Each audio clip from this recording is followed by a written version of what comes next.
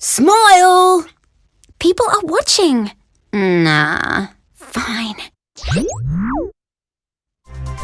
Human rights. We're humans and we have rights. We all have human rights just by being born. That's right. Human rights are real as freedom, safety, and people themselves. They are the ground rules for how we should treat one another with dignity, respect, equality, and fairness. But how far back can we trace the origins of our human rights? Way back. The idea of human rights appears in ancient legal codes, old laws, religions, philosophy. James Cameron's classic 2009 epic, Avatar. Yeah. Human rights can't be bought, sold, or given away. But for many people, for much of history, they have been denied. Over to Summer for the full story. Thank you. In Australia, some of our human rights are protected by laws.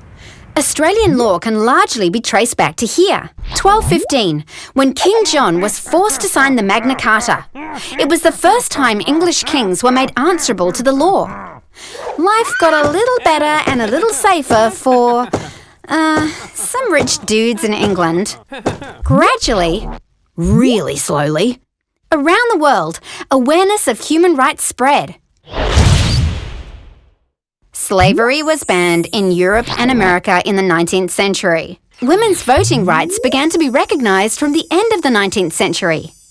In fact, Australia was one of the first countries to recognise the voting rights of women. You led the way, South Australia. Then, we entered a really dark time. But, out of the horrors of World War I and the atrocities of World War II that targeted specific groups of people, the nations of the world united to recognise human rights globally in 3, 2, 1. The Universal Declaration of Human Rights. Australians played a key role in the writing of the Declaration, and as a founding member of the United Nations, we were one of the countries that voted in favour of its adoption. Human rights, recognised globally as inalienable.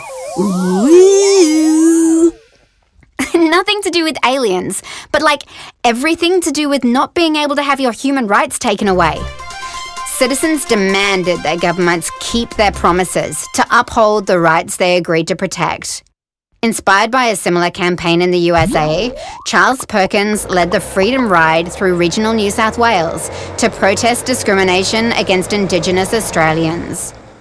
And during the 50s and 60s, Indigenous activists continued to fight for equal rights for all Aboriginal and Torres Strait Islander peoples.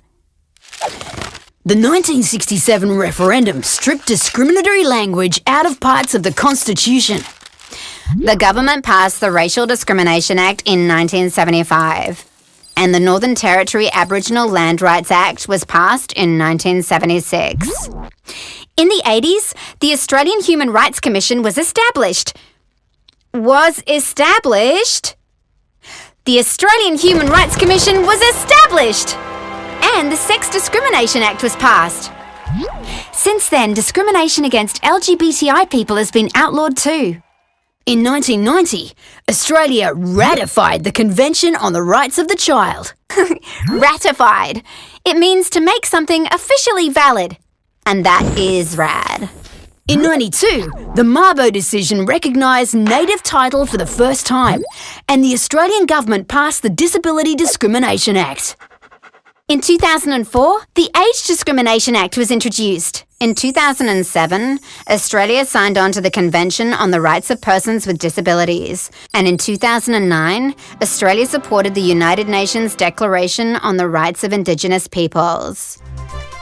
That's epic. It's been an epic journey involving real people like you and me. The human rights we're born with come with a human responsibility. We have to respect each other's rights. We can't deny the rights of others just because they are different from us or have something we want. Even in Australia, with all its laws, there is more work to be done to ensure everyone's human rights are protected and respected. By respecting each other's rights and standing up for those whose rights are being denied. Because human rights are for everyone, everywhere, every day. So, thanks for listening to our speech. Yay! That was fantastic!